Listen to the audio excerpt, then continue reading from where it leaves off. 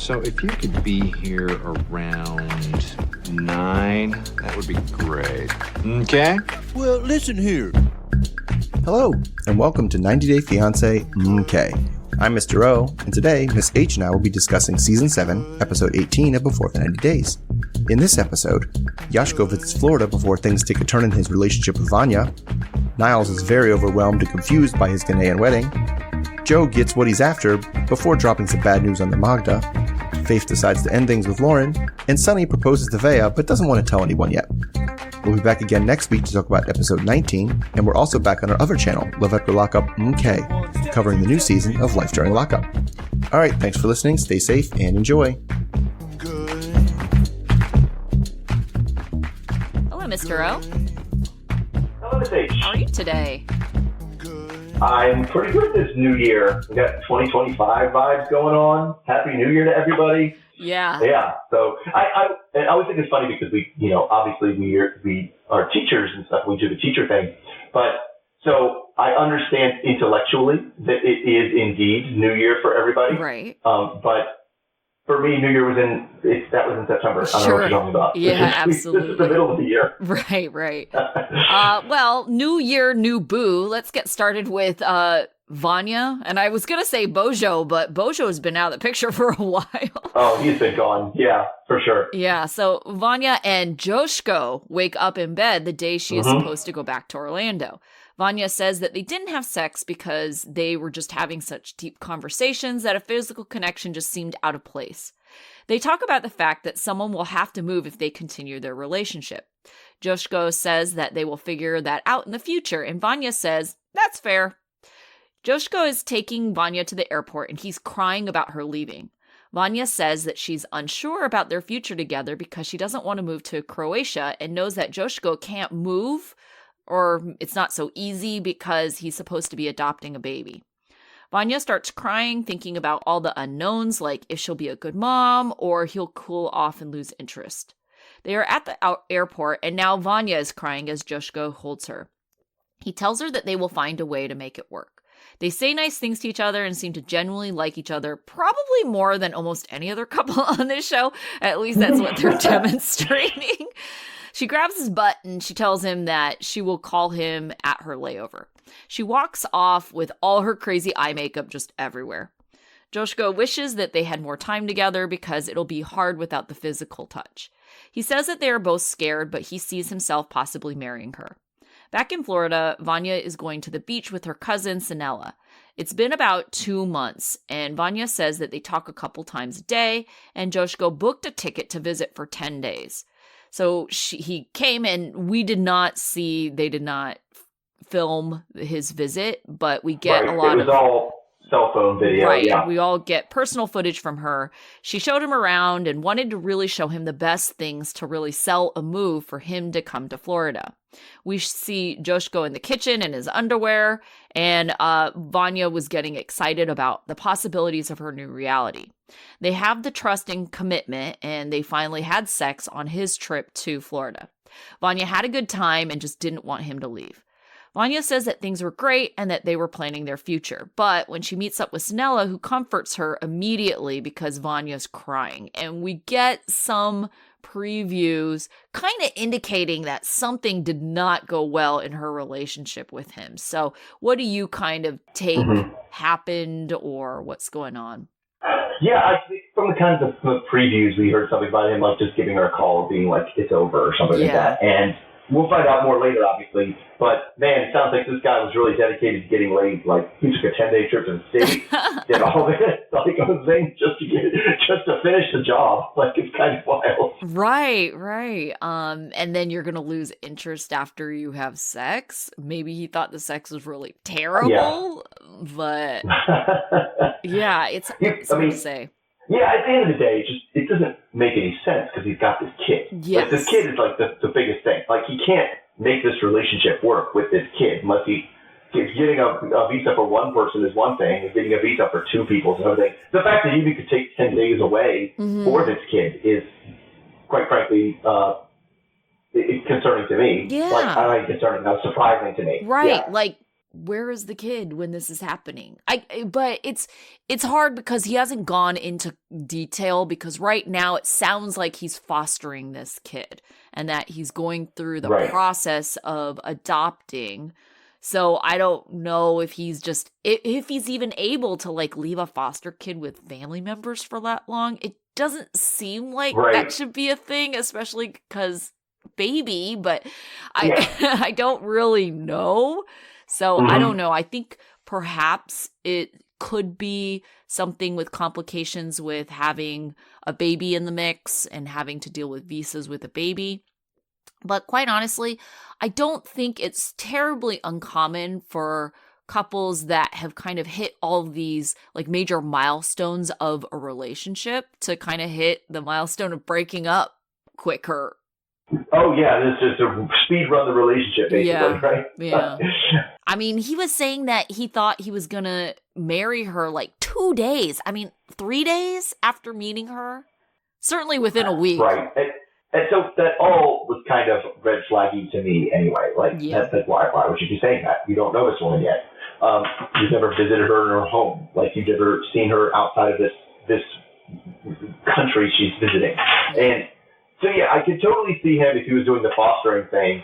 You know, I could see an adoption agency, whatever agency is doing it, not looking kindly upon somebody who is trying to adopt a child, just dipping out to go on a 10-day bang trip to a different country. Oh, that's true. Probably not what they're looking for. For an adoptive parent. Yeah. So I really do think it has to do with either something happened with the kid while he was gone, or got put on notice about like, dude, we're not going to give you this kid if you continue to do this. But I mean, it also just could be he's bored of her. Like maybe it was a conquest. Well, I guess we'll see at least what was said. I don't know that we're going to hear from his side at all. Yeah. I don't think he's gonna be there. I don't think he's gonna be at the tell-all, which what they said is one more episode before the tell-all. Yeah. I think I saw that. So yeah, I think we're just gonna hear a lot of I don't know what happened, but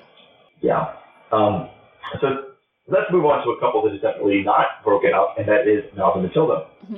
So now that Mr. Art has taken care of everything, it's time for the ceremony. And the ceremony, I guess, he said it was a knocking ceremony and the wedding, but it's definitely just the wedding. And so he now feels like he's ready for this, but it weighs on his mind that his parents, can't just love and support his decision. So he doesn't understand why him loving Matilda means that they can't love or respect him. So he puts on his wedding clothes and gets ready for action. Well, except for maybe the sash, which he isn't sure how he's supposed to put on. But he'll figure it out later. Matilda has a lot more people helping her get ready. It's not the dream wedding she was hoping for. But she does get her dress.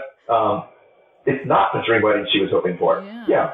That's crazy. That this wasn't the dream wedding? Yeah, it seemed nice. It was also, sure, it was nice, but it wasn't like 200 people from the whole town there. I think that's what she had in mind. But she did manage to get her dress sewed. She did a lot of things, and we got the bride price. Everything's going to be all right. Well, maybe we'll see, because she doesn't seem to be able to sit on her own with this dress on. Like, they have to push her into the seat. It's pretty funny. It's a very tight dress, as we find out many, many times. So Mr. Ark and his wife Mary come by with like the bride price and envelopes, and tells Niles what to put in which envelope and who to give it to. And Mr. Ark, before they move on to the wedding ceremony, wants to make sure that Niles understands one more thing about getting married and getting culture, and that is we do sex through the vagina, not through the anus. What a weird thing to say. Well, to offer up or instigate, just random. Yes, to offer up with just out of nowhere, just like, hey, no butt sex. And he's like, I want to, what? And that's the thing too, is that I think it's always amusing to find what other cultures, have stereotypes about you. And apparently the Ghanaian stereotype about America is we just like it up the butt. Like that's what we do. Well. So definitely not what Niles was expecting to be hearing right before his wedding. So anyway, Niles then walks into the ceremony with Mr. Ark and Mary, who take the reins and tell him where to sit, to do. Niles is very nervous. He sits in the room Well, the family, they're singing, the ceremony's starting, lots of people, lots of heat, lots of noise, lots of sensory issues for Niles. So he's just trying to power through this thing. So they bring in these packages for the bride price, and then they say, okay, well, we like this, but we're not going to give you away for this woman. We have to ask for her consent. So then they bring in the bride, bring in Matilda, and she comes in, and it's hot, and he feels like it's over his head, and he's just trying to get through this, do the right thing. So soon Matilda comes in, and she smiles, and they're playing the traditional triumphant music. So we know it's supposed to be, oh, he is doing the right thing. They ask, the ceremony is kind of like they look at all the stuff on the floor, and they're all like, hey, this dude gave us stuff for you. Is that cool with you? And she's like, yeah, that's cool, baby. So then they have to turn to Niles, and they're like, is this the one you were talking about? And he's like, yeah, that's the one. And they do it in a more like a little bit more formal than that, but that is very much the thing. It's like, oh, you want to buy one of our women? Hey, is it cool if he buys you? And like, this is the one you wanted to buy, right? That's how it very much feels like a like picking a lobster out of the tank or something like that. Definitely kind of had that feel, which is why I kind of giggle. I get that it's their ceremony, but Niles just looked confused when they were asking him, like, is this the one? He was like, yeah? Like, what? Did you is this a sort of test? Did you bring in another woman that kind of looks like her? Well, I mean, honestly, I wouldn't be surprised if Niles was confused. Like, I don't know, I think that's her because she looked so different. Like, all done up, like, makeup-wise. Like, her hair was different. She had, like, very different makeup on. Like, so that's why it was, like, funny to me because it's like, maybe he doesn't know that this is her. So everything seems right now. He's like, oh, this is what we were supposed to do. This is the person I was supposed to marry. So he gets then there's the exchanging of rings. He gives her the ring, and he gives a speech that he had prepared, I guess. It was the whole thing. And they're done. The ceremony's over. Everybody cheers. And Matilda can't wait to get out of here because she wants to get this goddamn corset off because it's killing her. And then the pastor stands up. A pastor stands up and is like, you guys are officially married now. And they sign a certificate. And in the interview, they talk about how happy they are, and also how horny they are. So they squeeze in this pink car and drive off, even though, as we've established, Matilda cannot sit in this dress. She's just like, oh my God, this is so tight, I need to get this off. Ugh. So Niles then tells Matilda that he has everything he needs, his wife, his video games, and she's like, and now my squishy squishies. And he's like, yes, your squishy squishies. An hour later, they get to the hotel room. They disappear into the room for, like wedding night stuff, and then we won't see them again. So, I mean, we've seen a lot of weddings in this show, and I feel this one was a lot of fun because it seems so much different than so many of the other ones we've seen. Yes. This is the kind of stuff I want from the show. I want to see cultural things that are different than what we do. Right. And not even just cultural, but it is kind of funny, like, confusion. Because Niles just seemed confused. Like, the most of this ceremony, he's just like, I get that he was in distress because I can only imagine, that he says he was overstimulated. It's like, I felt overstimulated. People were like piled on top of each other just to like sit in this kind of very, very small space. But, he just seemed generally confused. I mean, I would be too. Everybody was singing and chanting in another language and he didn't know what the thing, he didn't even know where to sit. Like it was a confusing ceremony, to be sure. Yeah. But it's also one of those things too that's like, we've seen this before, people with confusion of these ceremonies. It's like, just tell the people what's going to happen before it's going to happen. Yeah. It doesn't seem that hard. Yeah, definitely. And it continues to happen because people are uninformed by, you would think Mr. Ark would have said something. Yeah, you would think Mr. Ark would it would be like, oh, hey, we're going to bring in the gifts, you're going to sit here, then they're going to bring her in, instead of just being like, no butt sex. Right. No butt sex. That was more important than what's happening right This here. is what you're going to spend your instructional time on? Okay. Get to the important stuff. But it's also like, he had to say that, because, I mean, wouldn't Matilda also be like, no, we don't do that kind of thing here? Like, yeah. It's like that. That would be her job to not say that, right? I gotta let him know now because he's gonna try it. He's gonna try it immediately. Like wedding night, he's gonna be like, well, now that we're married, guess what? Like, guess where this is going? Like, he seems kind of a more vanilla guy to me, a little bit. Oh, for sure. And yes. And I don't know. If somebody had to tell him, oh, we don't do that kind of thing in Ghanaian culture, it can't be Matilda. It doesn't have to be Mr. Hart. I don't know if it's a we do this because it's bad, or if it's just because I know there's some cultures, some religions that only will only allow vaginal sex because that's the only way you can procreate, right? Yeah. And it's like, oh, sex is for making children, and if you're doing it that way, you're not making any children. So, like, we don't do it that way. Yeah. I laughed because of what you're saying about America having this, I don't know, stereotype, because we move on to Joe and Magda, and one of the things he says is like anal. So I'm just like, oh, not Joe. the only butt sex talk today. Right. So it's like, well, maybe this is the reason why people think that Americans are like all about it, because idiots like Joe are always trying to push it. Yeah. So yeah. Joe has a science to packing, which is basically just slamming things into a suitcase. They're packing to go to Zakopane with Hades the dog. Joe is nervous about the amount of time they have left, and he's getting worried about telling Magda about his friend/ex Jill. Magda says that her ideal night is a good meal and drinking and relaxing, and Joe says his perfect night would include anal. Magda is annoyed and grossed out and says that if he's okay with something being put in his ass, then she's willing to talk, and Joe says absolutely not. They get to their cottage, and it's picturesque. Magda wants to hear that Joe wants her in Florida and wants to start a family with her. And she seems to be tempering her expectations of an engagement and now saying that this is what she wants. So they're looking around the place, and Magda says she's going to take Hades out for a walk while Joe is trying to figure out the hot tub situation. Joe gets a call from his best friend, Rob. Joe appreciates Rob's advice. They talk about how odd it is about talking about such serious things so quickly. And I also noticed that they're both calling her Magna. And Joe tells Rob that Magda has said things that make him believe that she will be mad about Jill. Joe says that he's mortified how this will hurt her, but I don't think he really actually knows what that word means because that is a stupid use of it. Rob advises him to tell her immediately because it'll just be worse if he puts it off. Knowingly, he tells him not to be stupid. Joe really wants to avoid having Magda tell him to cut Jill out of his life. He hopes she'll be understanding.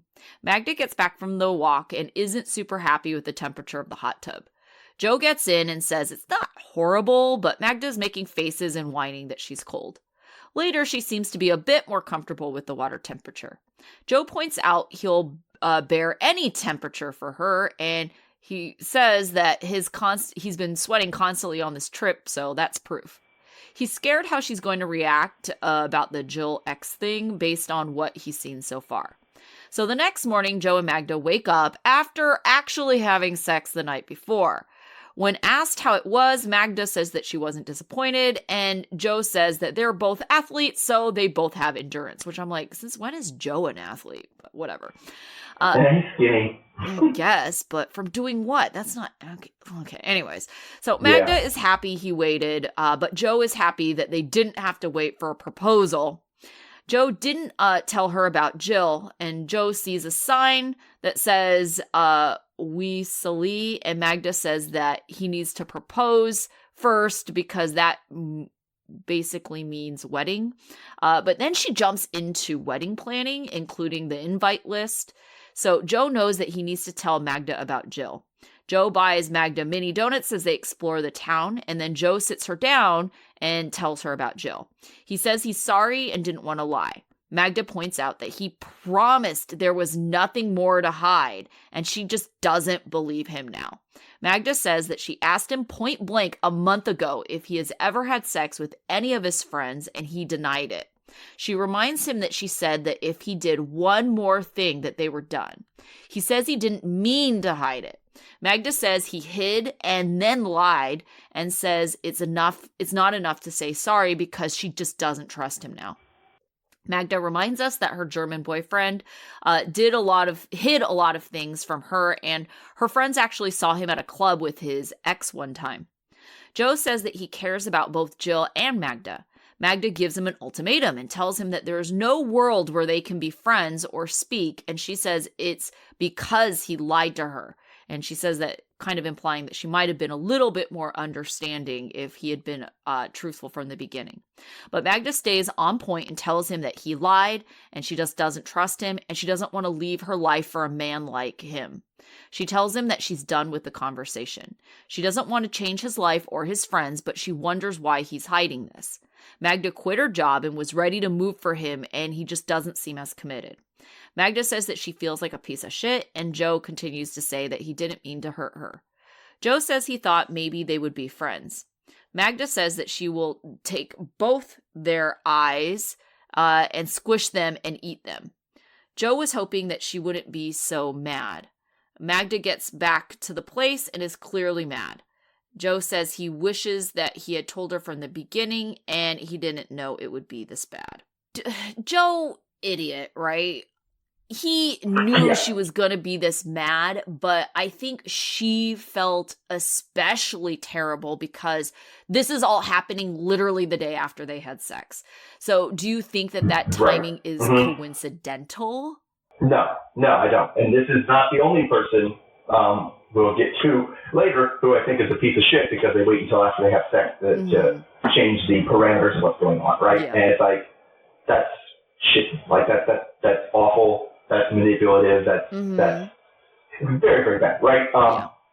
Because, he knows that had she known about this prior, she would not have sex with him. Right. She'd be done. Right? That was going to be off the table. She'd be done. And it's one of those things that's like, he kind of makes the timeline sound one way, and she makes it sound another way. And the way she frames the timeline, which she doesn't really deny, he just like minimizes the stuff. Yeah. But it's one thing because they always pull that thing. Well, I didn't lie. You just didn't ask about it. And she's like, no, I did ask about it. Yeah. I specifically asked you this question, and you lied to me about it, and then gave you 3 more opportunities to come clean about anything, and you didn't. And now that we had sex, now you're gonna tell me, right? Like, what the fuck, man? Yeah, like, that's extreme bullshit, right? And yeah, he's dumb. Like he's so dumb. But he's dumb, but he got what he wanted. Yes, that's so frustrating. How dumb is he really? Well, yeah, it's really frustrating to me because it's like that behavior should not be rewarded. I hate this guy. Yeah, I mean he's bad. I think there's still worse guys that we still have yet to talk to, and we'll get to that when we get to that thing. But yeah, this is he plays the manipulation off as dumb, and that's kind of I don't.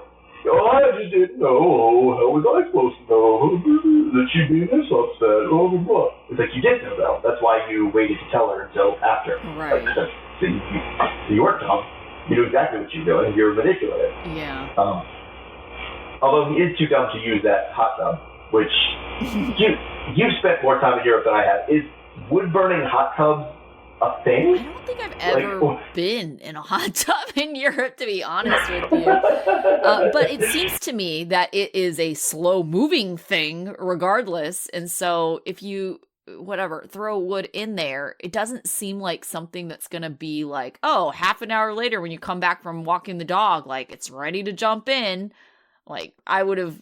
Right. It seemed like she was very cold at the beginning, but then after they were in there, it had warmed up enough that it was comfortable. Sure. Right. So I would have been like, no, I'm getting out. I'm just going to wait. But I don't know why they were insisting on that. Maybe this was all part of the plan to get her to have sex. And I wish he would have just stuck to her guns. Like this all would not have, transpired the way that it did if she had just stuck to her guns and like made sure that he was really committed. Right. And yeah, because she had already come off of her guns of, the really committed needed to be a proposal, right? Yes. When he first got there, that's what she meant. Yeah. Really committed means you propose. And she was already off of that, and she kind of even further came off of it by sleeping with him. Yeah. And then literally the next day, it's like, oh yeah, by the way, now that we've done it, now that I've got what I wanted, let So we pulled the rug out from under you, which is, just, as you said, shitty behavior. Yeah. They titled this episode, or no, they didn't title it, but they said in the summary about her threatening his eyes. Oh, the eye thing. Yeah, we didn't even talk about the eye. But, okay, so, yeah, well, no, the eye eating. She was going to rip his eyes out. She was going to squish them and eat them. And Jill's eyes out, squish them together and eat them. I don't know what she... The thing is like, that's one of those things that like, I understand that you don't like the idea of this woman that has slept with your fiancé, boyfriend, or whatever, right? Yeah. But she didn't do anything. Jill did literally nothing wrong to this woman, right? Jill slept with a guy like 7 years ago. Mm-hmm. Before he met her, right? It didn't work out. She remained friends with him. She never lied to Magda. It's not like Magda went to Jill and was like, Jill, okay, friends, if any of you slept with Joe, right? So, yeah, she needs to keep the focus on eating just Joe's eyes and not Jill's eyes as well. Yeah, I mean, that's true, but that's kind of difficult, too, because I wonder if Joe has told Jill, or if he's ever had a situation where, you know, being friends with the ex has, like, caused problems with the current relationship. Right. I would find it extremely surprising if Joe has ever had a relationship serious enough that came up. Yeah, that's true. Because it didn't even sound like he was really in a relationship with Jill, to be honest. No, it sounds like they just banged a few times, for sure. Yeah, so who knows? Joe is such a fuckboy. I'm pretty sure he's never had a girlfriend. That's what I'm saying. Yeah. Like, he's never had a girlfriend that would be to the level where it'd be like, I should probably tell her I slept with my friend. Yeah, definitely. All right, so speaking of just awful, terrible, we have terrible men left. Let's talk about Loren and Veah. Yeah. So Veah has left Loren in the hotel room, and he's just sitting there all sad. Remember, he was doing the fidgeting with the knife or whatever, and she didn't sit well with her. She said she was ready to move things forward, meaning having sex. But he's been a completely different person since the lawyer said that they'd have to go to the U.S. And as a trans person, that kind of sudden mood change is something she's extremely sensitive to. So back in the room, he's sad that he upset her, but he said, I was just fidgeting, whatever, fine. He seems pretty nonchalant about it. Producers asked if how he would feel if he didn't get to see her before he leaves, and he's basically like, well, that's her choice, I guess. And I can't do anything about that. Just like it was her choice to get up and leave. He says he's still in shock about what's happened. He says he was nice to her every single day, so can't be anything I did. I was nice. At this point, then they go to Faith and, well, kind of let Faith tell us how, you know what, he wasn't nice. He cheated on her. He had an STD. He flirted with other women. He was lying to her. So she is feeling like maybe he never really cared all that much for me and just wanted to use her to stay in the Philippines. She feels like maybe she's just wasting her time, and she just wasted her time making the decision to pursue this relationship. She talks about how hard it is to be a trans person, and she's worried, the world's never going to take her seriously, and instead everyone's just out here to use her for their personal gain, which is very sad. So the next day, Loren is dressed in the one fancy, I feel like he brought one button-up white shirt, and he wears it every time he's trying to be fancy. So he puts on his fancy outfit, and he's picking up the ring that Faith had left on the table. So he has to go home today, and he still doesn't get why Faith, all of a sudden, out of nowhere, just seems to hate him. So he texted Faith to see if he can see her to apologize, and it's on her way to the hotel before he even gets the response, just in case he's just going to leave outside the hotel. Maybe she'll show up if she won't, so he has to leave. He thinks there's still something there, and, there's got to be some kind of hope.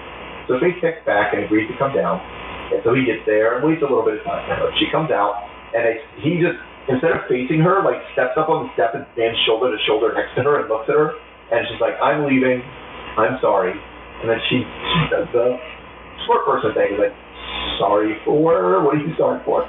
And he's like, getting gonorrhea, and looking like I was flirting, yeah, and also making last night weird, I guess. So she's like, that's nice, but it's too late now, it's over. Last night was the last straw, I'm not going back after that. She realizes now this isn't the relationship she wanted, and she'll wait for a man who treats her right, and that man is not Loren. So he says he hopes she finds happiness with someone else, obviously not me, and she's like, I'm always happy. I don't need you. So he kind of wants reassurance. He's like, "Oh, you don't think I'm a bad person, do you?" She's like, "Whatever, I guess not. Sure, that's fine." Then he's like, "Well, I got to go to the airport now." She's like, "Okay, later." So she said she didn't want things to end like this, and she's not mad. She's just regretful. So he gets back into the cab and goes to the airport and says, I put everything on the line for this, my whole everything into this, and now I got literally go back, and I go back to what? Nothing. I have nothing in the States. So he says he thinks he could have been happy with faith without the Philippines, but now he doesn't have faith for the Philippines.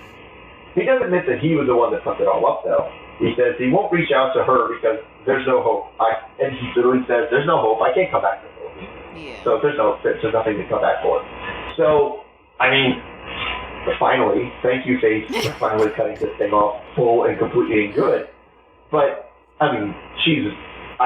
we kind of had the suspicion at the beginning. I feel like, do you think it's confirmed that all this dude wanted was to be in the Philippines? Yeah. And he was using her for that? Yeah, definitely. And I feel like as soon as that wasn't a possibility, that's when we saw, like, he wasn't even trying to hide what a jerk he really was, and, like, he's just a weird, terrible person, but I feel like he kind of knew how to somewhat behave to be kind of normal and seem like a good boyfriend, but that all went out the window as soon as he was like, "Oh, well, I guess there's no hope." Yeah, he knows all the things you're supposed to do and say to be like, these are good boyfriends, and this is a good person thing. And so, but he just completely seems to lack the empathy and the caring that comes with knowing why those are good boyfriend things and why you want to do them, instead of just being like, this is the thing that good boyfriends do, so I do that, and then she still calls me a bad boyfriend. I don't understand. That doesn't make any sense. And it's because it's such a surface level transactional thing. Like, he had a specific thing that he wanted from her, and he wanted to trick her into giving him that. Yeah, he's just such a weird dude. I kind of thought he was a weird dude from the beginning, like, just kind of quirky, but I don't know, like, he's just so socially inept. I don't get how this person exists. And I do think that I've seen things with him, like, online recently, where he claims that he is on the spectrum too, and that, but the producers were like, yeah, that's not the storyline, so you can't have that. You have to pretend to be normal. But that does fit with me, with the not understanding why the good boyfriend does the good boyfriend thing, and just as like, well, I'm masking myself as a good boyfriend. It didn't work. I'm confused. It doesn't make sense to me. Okay. But whether you're on the spectrum or not, like, using someone to get out of paying child support by moving to another country, which is what, again, outside of the show, we've been more kind of finding one of the reasons he wanted to leave the States was because he owes a ton of child support. Yeah. Is that's just shitty behavior, even if you're on the spectrum. Yeah, that's the thing that kind of frustrates me about, like, some of these things that people have, is just they're using it as an excuse for things that, like, just don't, to me, seem super related. Right. Autism is not, you get to be a jerk for free. Right. And nobody can call you out for being a dickhead. Right. Like, that's not the disability, yeah, for sure. It doesn't mean that you get to lie to everyone and say, well, it's my autism, so right. it's, we can see that that's a motivation to lie, sure, but that doesn't mean like, oh, like, I am only lying because I have autism. It's like, no, that's not a thing. Yeah, for sure. Like, you go above and beyond not telling your partner that you've been sleeping with other people and got an STD. Yeah. You can't blame that on autism. Like, right. That's a terrible thing to do. Yeah. His social stuff is just odd, though. Like, I don't know. Would he blame the fidgeting with a knife? Because it's not the fidgeting she had a problem with. It was the fact that it was a knife, and I don't understand why he didn't get that she was uncomfortable with that and just pick something else to fidget with. Well, remember, the fishing with the knife is after he, like, crushed 2 cans. Yeah, I want to say that someone got a screenshot and, like, it showed that he actually cut his head from crushing the cans up. Oh. So, yeah. He's an interesting guy. Yeah, not a big fan of Loren at all. No, not at all. But let's talk about another couple where things are heading in the right direction. And that's Veah and Sonny. Well, right-ish. It depends on, I guess it depends on your perspective, which way this relationship should go. More towards being together than apart. So that's Veah and Sonny. So Sonny is very confused because Veah has basically said that she won't convert. He was prepared with an engagement ring, but now he's not sure. Sonny takes Veah on a hike that is along a river. Veah isn't sure where his head is at, but she has no intention of changing her religion. She would be devastated if things were to end because they've gotten so close. Sonny has been thinking a lot about his relationship with Veah. He knows there are so many things working against them, and he knows that he would have to sacrifice his family because she won't convert. Sonny loves Veah and appreciates that she has always been there. He doesn't want to lose her. He worries that their differences, though, are just too much. They take a quick dip in the waterfall, and they are air drying as Sonny tells her that he wants to talk. He tells her that it's a big thing for them to be together because his family will be against them. He doesn't think that she should have to convert for him. Veah is worth it to him, but Sonny hopes that maybe one day she'll realize what he's sacrificing and possibly convert. He tells her to promise him to not forget about him because he's giving up his family. He asks her to close her eyes, and she weakly covers them as he gets the ring out of his bag and asks her to stand up. He presents the ring to her as she laughs, and he asks if she'll be his partner forever, because it'll have to be forever because of his sacrifice. Veah doesn't hesitate and says yes. Sonny is eager to put the ring on even though it's the wrong hand. Sonny was nervous she might say no. Veah is excited for him to come to the U.S. Sonny says that he won't be breaking up with her anymore, because, apparently that was a thing. And he asks for the 10th time if this is forever. Veah wasn't expecting, Veah wasn't expecting a proposal given how tumultuous this visit has been. Sonny just wants to make each other happy.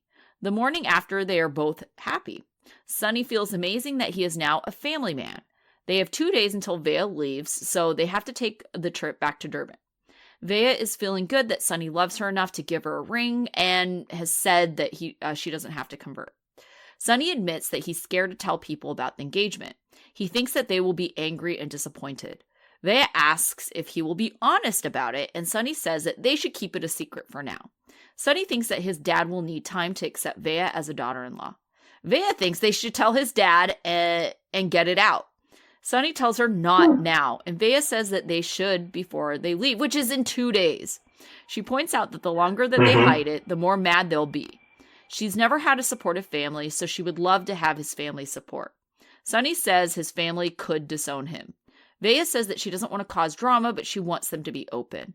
Sonny says Veah doesn't know his dad, so he's frustrated that she isn't getting it. Okay, are you frustrated that she's not getting it? This is the same woman who is like, I must meet your dad, and we saw how that went. Now she's like, we must tell your dad that we're engaged. It's like, why are you not getting that Sonny knows his dad better than you? Well, yes. I mean, I don't think she's wrong in that they should tell him, and they should tell him right away. Mm-hmm. Like, hiding it is only going to make it worse. Like, she's not wrong on that. Yeah. The idea that then she goes, because I want to have your family support. The man literally told you 12 times, I'm literally sacrificing my family to do this. Right. My family will not be a part of my life if I do this. Mm-hmm. I am totally committing to you instead of my family. And she's like, yeah, but if we tell them, maybe they'll support us. And he's like, no, they're not. Like, and so I get his frustration on that part. However, I fucking hate this guy so much. Yeah. Like, I hate it because this way, because first of all, there's lots of things, but it goes down. It seems like he's preemptively going to hold this engagement, going to hold their relationship as her responsibility, and she must sacrifice for him because he sacrificed for her. And don't forget that you get to do what I want because I sacrifice. You have to do what I want. The sacrifice I made in this relationship. So you always have to do what I want. So if I want it, you have to do it. Like, he's doing it to control her, right? Yeah. And then after they get engaged, right, after he does that and has her on the hook and says, you know, you have to be with me forever and you have to do what I want forever because of the sacrifice. Don't forget my sacrifice. Don't forget my sacrifice. Don't forget my sacrifice. Is like then saying, oh, also, I'm not going to tell my dad. Well, then you didn't sacrifice shit yet. If you didn't want to tell your family, then you haven't done anything. You haven't done any sacrifice. You're trying to have it both ways. Yeah. And so like he doesn't seem as bad as the other people because he's not as weird. He's not weird like Loren, right? He's not angry like other people we've seen. But he's a piece of shit. Like, he is a manipulative asshole. And, like, he does it by, oh, I'm going to talk calmly and blah, blah, blah. And it's just, I think she's close to seeing through it because she knows he doesn't want to tell his dad, but also doesn't understand the situation, doesn't understand what he's been telling her because of her, like, well, maybe your family will support us. It's like, no, they're not. They're not getting that. Yeah. I don't know. I guess I don't really see him as bad as the other ones. I get what you're saying about manipulation, but I don't even know, like, I didn't see it that way. I saw it as someone who is really just scared to be alone and, you know, not having his family. It's like, okay, well, if I don't have my family, you can never leave me. It needs to be forever. And that's how I kind of interpret it, because he asked a lot, you know, like, is this forever? Are you doing this forever? Like, you're never going to leave me, right? And it's like just this fear of like, well, if he has sacrificed his family, like if she leaves him too, he has nothing. Yeah, I mean, but that's also a promise she cannot make. Way, as assertive as a way as she wants him to make it. Is that like, this is forever, right? Yeah. It's like, I hope so. I want it to be. I intend it to be, but I can't guarantee that it will be, right? And that's implicit in every relationship you get into. That's kind of what makes them scary, right? And and his just, I don't know. He is too insecure to be in a relationship at all. And his insecurity is just causing him to manipulate this poor girl who's been manipulated her whole life. Yeah. And it's just, that's why you say the right way. I don't want to see these people together. They should not be together. Neither of them, both of them, I feel like they probably bring out the worst traits in the other one. And it's just not a healthy relationship for either of them. Yeah. I mean, I agree that he is manipulating her, and I could certainly see him in the future because we have seen him say, you know, somewhat controlling things and be manipulative even now. But I kind of see like the manipulation as not being super like malicious in that he's like consciously thinking of these things, right? So yeah, I don't see him as. But he's gonna end up being a person who isn't consciously being malicious, but also you have to walk on eggshells around because goddamn, worst thing that can happen is we can make him feel bad. And now he's going to be bringing up all the sacrifice and the things and how dare you and I blah blah. He threatened to break up with her like 4 times on this trip alone. Yeah, like he's too volatile of a person to like. It's just the stress of being around that kind of person, trying to keep that person happy all the time. It's just it sounds awful. Yeah, definitely. All right. So that is all we saw because it does seem like we're wrapping up. So yes, it does seem like it says we have 1 episode before the tell-all. Yeah. Which I don't know how many episodes the tell-all is going to be, but probably not as many because I feel like half the people aren't going to be on it. Yeah, that's true because we're not seeing Loren on it, and then who else? I think one other couple isn't on it. Well, yeah, Renee and Chidi. Oh, right. I completely forgot we even had them. So, yeah, I don't know. I wonder if they're going to actually address that. That would be interesting. Oh, I'm sure they'll just be like, oh, one couple unfortunately couldn't join us. Yeah. So we won't be hearing from them. Moving on. Yeah, probably. Okay, so out of the group that we saw this week, who was your student of the week? Hot Faith. Yeah. For finally kicking this guy to the curb. Like, that was the right decision for all the right reasons, and I applaud her for not being tied to this loser. Right. I went with Magda just because I felt that she stuck to her guns. She said, you know, if one more thing comes out, it's over, and she actually did. And I so appreciate that because it's so frustrating to me to see people who say these empty threats and then don't follow through. Mm-hmm. Okay, what about your nuns? I would say Sonny. Mm-hmm. Everything I went on a rant about him already. I just do not like this guy. I think he's deceptively controlling, deceptively manipulative, and that was for me, that was on full display right now. Yeah. I went with Loren. His half-ass, like, not even a real apology. Like, I'm sorry that I got gonorrhea. It's like, oh my gosh, why didn't you address the gonorrhea part? You didn't even address, like, I'm sorry I slept with other people. Right. Well, and that's the thing. It is very close to, I'm sorry you got offended. Right. Yeah, no, very much so. So it was like a half-ass apology. And it's like, it was just, that whole conversation was really bizarre about, I just want you to think that I'm a good person. And then just his callousness, like he just didn't even seem to care that he was ever going to talk to her again. So, yeah. No, he did not at all. Yeah. Mm-hmm. Okay. What about your life lesson then? So my life lesson is at Magda, and it's like I understand where she was coming from with the you can't talk to this woman anymore, rule or ultimatum that she came up with at the end. But I understand where it comes from, but it's not a sustainable way to move a relationship forward if you feel like you have to punish your partner. Mm-hmm. If it was this is what we need because this is what works for us, that's one thing, right? If it's a policy, but the fact that it's only because he lied, nothing the other woman did. It's not like she's being too much. It's not, but it was because of something he did. She's like, no, you can't see her because I'm punishing you. Mm-hmm. That's a punishment for your lies, and punishment just does not work in a relationship. Yeah, very true. My life lesson also for Joe and Magda, but really for Joe. It's so annoying to me when people are pushing something that they're not willing to do. So Magda was like, oh, you want anal? Well, why don't I just jam something up your ass? And he's like, absolutely not. It's like, you cannot propose something that you're not willing to do yourself.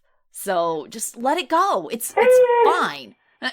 Okay, yes and no. For that case, I would agree. But if he was like, how about you, suck my dick. And she was like, why don't you suck a dick? I was like, well, okay, no, that's not that thing. No. Like, but, if she's, like, hesitant about something, like, it would be the same. It would be the same, reciprocating, oral, right? Right. I think that's if it fair. was reciprocating oral, in general. Yeah. Just suck any dick. For sure. And she's not saying put any dick up your ass. She's just like, objects. Object. Things I find laying on my desk. Yeah. All right. So we will be back again with this group next week. So until then. Yep. Talk to everybody then. Okay. Bye.